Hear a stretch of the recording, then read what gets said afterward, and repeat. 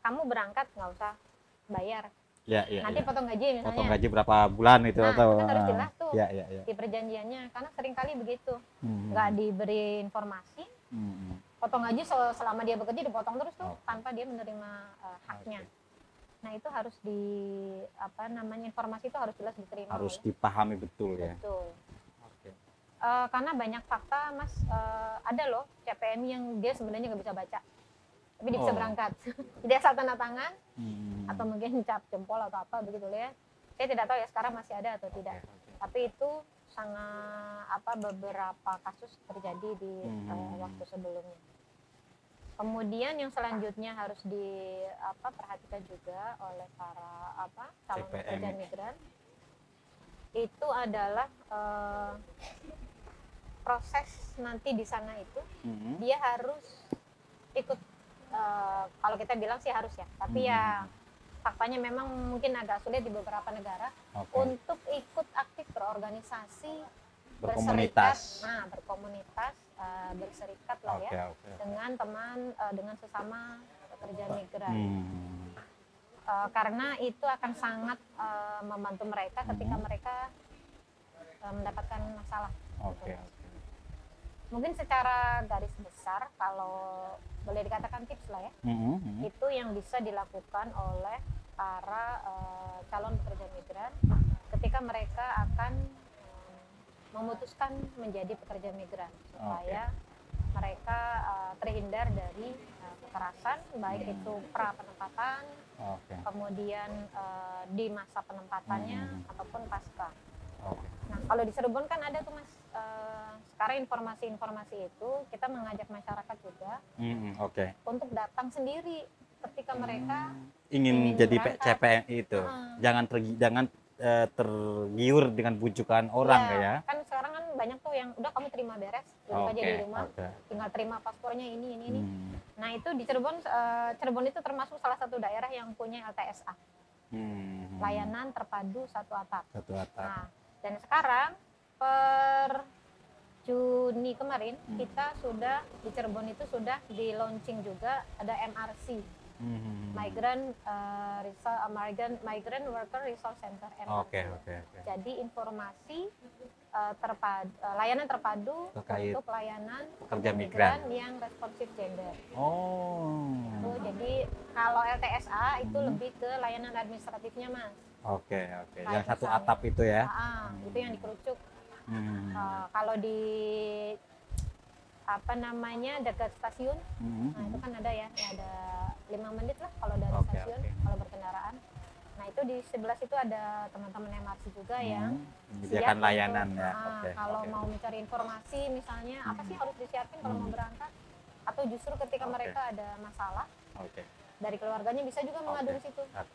Tapi penting nih Mbak, garis bawah juga saya melihatnya begini, di daerah Pantura, dari Kerawang, Subang, Indramayu, Cirebon itu daerah-daerah daerah penyumbang migran, kantong-kantong buruh migran, kantong-kantong migran TKPMI itu. Nah kadang-kadang yang mempunyai keinginan itu bukan anaknya, tapi orang tuanya. Yang mempunyai impian besar anaknya supaya jadi bekerja di luar negeri. Ada yang begitu lahir sudah dibilang nanti kalau gede justru kalau lahir anak laki-laki justru nggak semangat. Kalau anak perempuan semangat, karena dia punya impian nanti dia akan ke Arab, ke Taiwan, ke Korea, kira-kira begitu. Nah ini menarik juga, saya kira bukan hanya kepada calon PMI-nya, tapi memberikan pemahaman ke keluarganya. Nah, ini yang penting paling penting. Karena usia-usia setelah sekolah misalnya, itu ya orang tua mendorong untuk berangkat, udah berangkat, disiapkan. Iya, betul Mas, sepakat sekali. Jadi memang ada di beberapa daerah yang jadi kayak ikon begitu ya. Iya betul. Ketika dia berangkat seakan menjadi sebuah prestis begitu ketika anaknya perempuan dan disiapkan untuk menjadi pekerja migran. Termasuk salah satu iming-iming yang sangat sering kita dengar adalah kalau ke calon yang anak-anak terutama pengen gak naik pesawat terbang, gitu kan, pengen gak keluar negeri, gajinya sekian, pengen gak punya HP. Kalau anak-anak yang perwakilannya dari desa, mereka melihat, apalagi sekarang mungkin lihat di tayangan-tayangan televisi, sinetron segala macam dengan gaya hidup yang seperti itu, ya mungkin mereka akan sangat tergiur lah ya untuk berangkat. Nah itu memang yang menjadi tanggung jawab bersama, seperti yang di episode kita sebelumnya, bahwa upaya pencegahan itu tidak bisa dilakukan oleh salah satu pihak, tapi harus semuanya pihak ya. Betul. Sekali lagi yang berperan penting di sini adalah keluarga. Jadi memang kita tidak pernah lelah untuk mengajak para orang tua membuka kembali istilahnya pemikiran bahwa anak itu bukan milik kita sepenuhnya. Betul. Bukan aset gitu loh. Tapi mereka adalah titipan yang mereka juga punya hak tumbuh kembang dan hak-hak yang lain, dan itu harus diperhatikan supaya itu bisa terpenuhi. Tapi memang informasi itu harus selalu disampaikan dan dimasifkan oleh banyak pihak ya Mas. Termasuk yang dilakukan oleh Mubadalah sekarang misalnya. Ini bagian dari upaya itu ya. Itu. Karena kan memang kalau yang menyampaikan hanya satu orang, yang harus mendengarkan itu sekian telinga, nggak akan efektif. Tapi kalau yang berbicara semakin banyak orang, saya kira itu akan sangat membantu. Mungkin kita diberkahi dengan teknologi sekarang. Betul. Teknologi. Saya punya pengalaman yang menjadikan dahi ya. Ketika tetangga itu dia menjadi PMI, dulu TKI kali ya. Jadi bekerja di Hong Kong, lalu pulang-pulang hanya jasadnya. Lalu juga saudara saya pergi ke daerah PMI, jadi TKI, nggak pulang-pulang sampai sekarang. Nah artinya mungkin sekarang karena ada teknologi, orang-orang bisa speak up juga, bisa contohnya waktu kasus di Cirebon dulu ada ya, yang daerah Panganan itu berapa puluh tahun dia bekerja di luar negeri, sampai dia pulang sampai dia lupa bahasa ibunya dan nggak digaji. Nah mungkin dengan cara ini kita mengkampanyekan sosial Safe Migration Institute dengan cara itu tadi. Nah kita beruntung di teknologi Mbak. Jadi keterbukaan, sisi positifnya. Betul. Nah Mbak, bicara soal Safe Migration. Nah di Balkis sendiri apa sih yang sering masuk aduan-aduan di Balkis Mbak? Kalau terkait pekerja migran, satu lost contact ya. Lost contact. Kemudian yang kedua gaji yang tidak dibayar.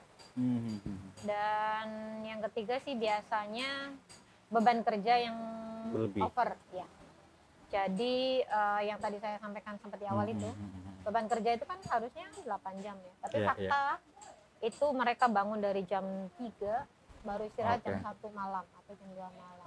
Bahkan beberapa pekerja migran kan ada yang sampai katanya mau istirahat itu harus nyuri-nyuri ke kamar mandi, bilangnya ke kamar mandi, padahal itu cuma liap gitu loh Mas, 1 jam katanya, yang lumayan. Belum lagi kekerasan seksual. Nah itu seringkali dari para pekerja migran kita juga mengajak semuanya untuk mulai merubah mindset yang mereka bilang itu risiko pekerjaan, padahal bukan. Jadi ketika misalnya mereka menjadi, misalnya ya, taruh kata misalnya percobaan perkosaan, itu mereka bilang kalau ya naudzubillah kalau nggak diperkosa ya alhamdulillah enggak Mbak. Jadi kalau ditanya Mbak pernah jadi korban kekerasan nggak waktu jadi PMI, enggak kok Mbak, langsung pertamanya pasti langsung menjawab tidak. Tapi begitu kita ngobrol agak lama, ya pernah sih Mbak, misalnya dikejar-kejar sama majikan, lah kan kita nanya dikejar-kejar ngapain Bu, terus ya biasalah Mbak, begitu resiko pekerjaan kita kan begitu. Jadi mereka menganggap itu resiko gitu loh, mindsetnya resiko ya. Padahal kan itu kekerasan, dan mereka tidak berani speak up bahwa mereka pernah menjadi atau melapor, jangankan melaporkan ya, bercerita aja mereka nggak ada kepikiran karena mereka menganggap itu bukan kekerasan. Nah itu juga itu resiko anggapannya. Mereka masih banyak yang menganggap itu resiko. Jadi kita ingin mengajak semuanya mulai memahami hak-haknya, sehingga ketika mereka menjadi korban itu mereka berani speak up. Nah itu penting tadi di poin-poin berserikat dengan komunitas. Jadi kalau dengan sesama kan mereka bisa sharing, dan satu sama lain yang punya pengalaman lebih banyak kan bisa menyampaikan, oh kamu berarti mengalami kekerasan, kamu bisa lapor ke sini, atau kamu bisa mendapatkan layanan apa. Itu menarik. Mbak dah minum dulu Mbak, ini kopi dari kopi dari hidroponik kebun jambu ini. Iya, dia Madinina banget ya. Kita ya, Selalu mantap ini. menyuarakan sesuatu yang kembali ke alam. Kembali ke alam. Oke, Mbak. Ngomong-ngomong soal migration ini tertarik juga ini karena memang sampai sekarang Ya. wilayah kantong-kantong migran itu berbeda banyak juga. Banyak. Cirebon Ya, itu oke. tertinggi kedua ya Di Jawa Barat. Apa di Ya. Indonesia? Indonesia ketiga. Oh, oke. Indonesia ketiga. Oke, menarik. Nah, tapi sekarang lebih mungkin ada negara-negara tertentu Ya. yang dia ada Moratorium. ada komunitas gitu loh, Mbak. Oh iya iya. Ada beberapa saya aktif di YouTube-nya siapa gitu kan bilang sekarang YouTube Ya, para ya. pekerja migran itu muncul gitu. Ada kumpulannya. Ya ngapain hari ini? Iya, iya. Itu saya kira penting juga ya begitu Betul. Mbak ya. Di beberapa negara kan memang sudah ada yang terutama mungkin yang kawasan Asia ya. Asia Oke. itu sudah ada waktu bagi para pekerja migran itu yang mereka ada kesempatan untuk berserikat. Oke. Kalau di Timur Tengah itu Mas, kita juga mengajak masyarakat menyampaikan juga bahwa di Timur Tengah tuh masih moratorium loh. Tapi faktanya banyak yang Oke. masih berangkat ke sana.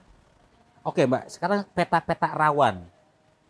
Tadi kan di Asia lebih perlindungannya mungkin lebih sudah itu ya. lebih baik lah Terbuka dan itu lalu di daerah wilayah Timur Tengah yang tadi masih moratorium dan itu sangat banyak sering terjadi ya kekerasan Sering, di daerah. karena yang pertama kita kan dari 2015 kalau tidak salah itu sudah moratorium untuk pemberangkatan Pencabutan pekerja migran izin. ke sana.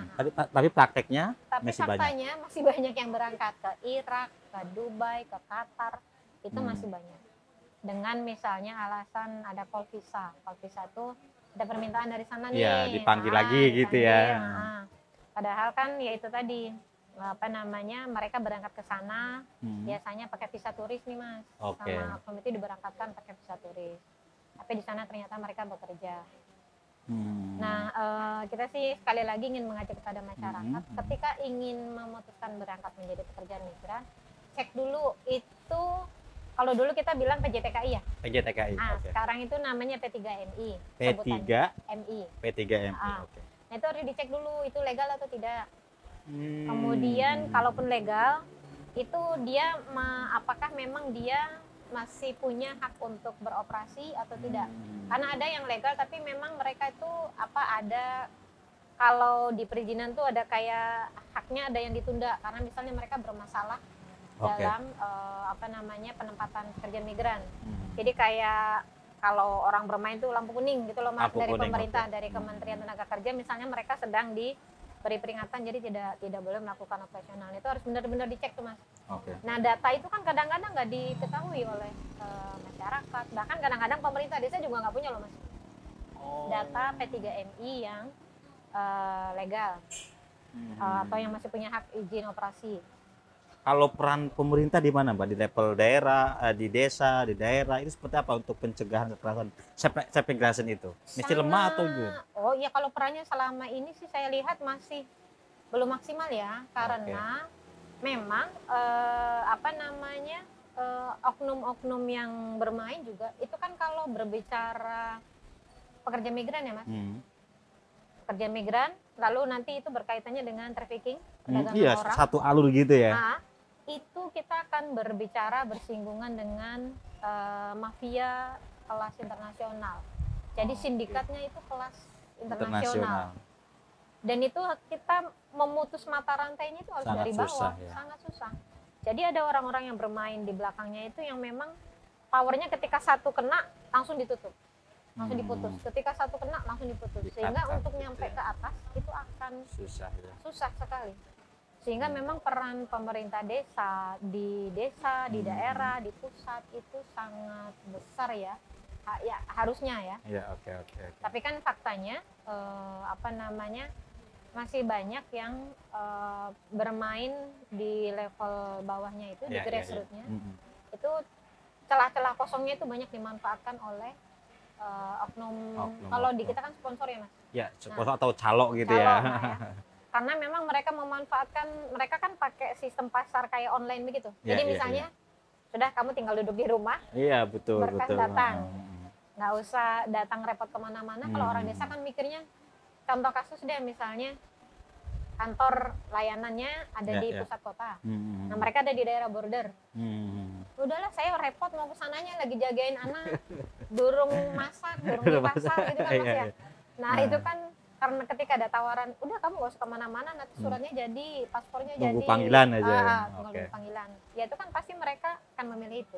Padahal resiko untuk data dipalsukan atau misalnya datanya tidak tercatat di desa, banyak loh Mas yang pemerintah desa juga tidak tahu berapa sih warganya yang jadi pekerja migran. Iya betul. Atau misalnya berapa orang yang ke Malaysia, berapa yang ke Hong Kong, berapa yang ke Taiwan. Itu kan harusnya dipegang ya oleh pemerintah desa. Iya.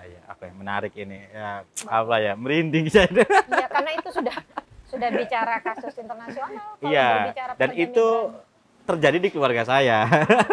Dampak-dampak tadi ya, pencegahan terhadap aset migration itu. Jadi ini penting banget untuk diketahui, dipahami oleh teman-teman yang mau berangkat ke luar negeri menjadi pekerja migran Indonesia.